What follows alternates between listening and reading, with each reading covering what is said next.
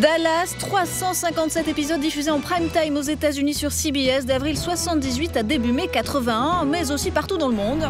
Espagne. Dallas. Italie. Il petrolio. Il petrolio. Allemagne. Was ich haben will.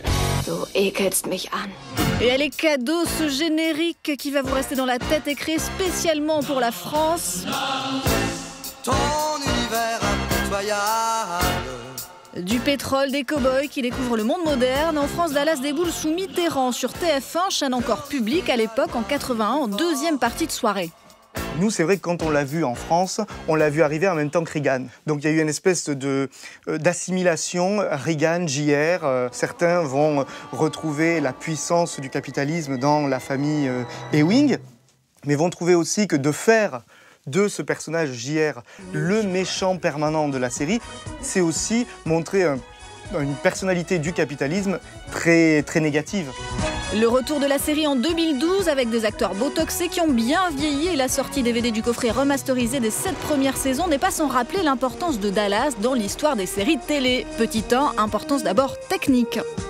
Ils inventent une pratique qui, depuis, continue encore à exister, c'est d'animer le plan de coupe. C'est-à-dire que plutôt que de laisser un plan large de la maison, on va zoomer sur la fenêtre où va se situer la scène suivante.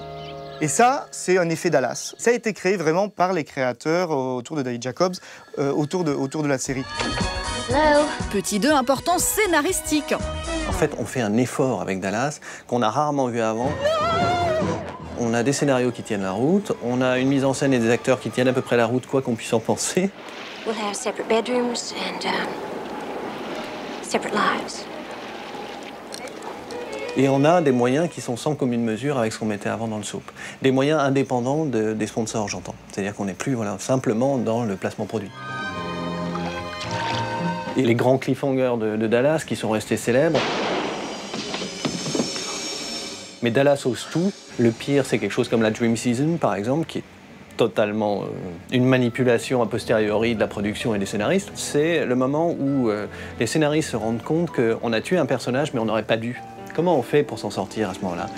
C'est très simple. On raconte que toute la série qui vient de se passer, où le pauvre type est mort, toute cette série n'était qu'un rêve. Good morning.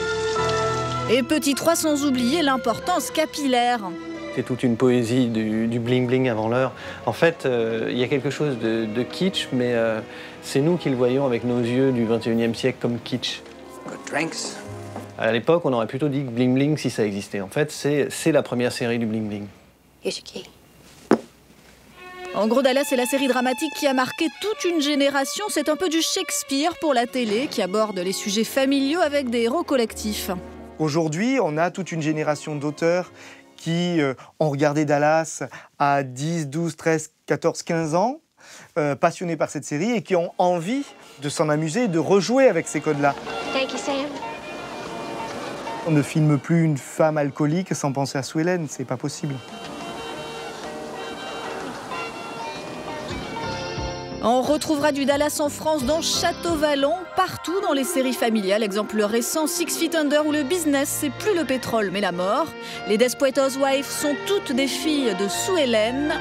Mais Dynasty, série concurrente créée par ABC, n'aura jamais l'influence de sa rivale, l'impitoyable Dallas. Quand on regarde la série, elle n'a pas si mal vieilli que ça, contrairement à Dynasty par exemple, qui a très très mal vieilli parce que c'est la série qui pète dans tous les sens, c'est la série du surtro, enfin il y en a beaucoup trop dans Dynasty, mais aussi parce qu'il y a une absence de propos surtout dans Dynasty. Steven? Christelle? Dans Dallas, le propos de la série, c'est beaucoup plus d'être une critique de la société américaine capitaliste plutôt qu'à la gloire de la société américaine. Hello, JR. You keep your mind and soul, JR. I just want your body.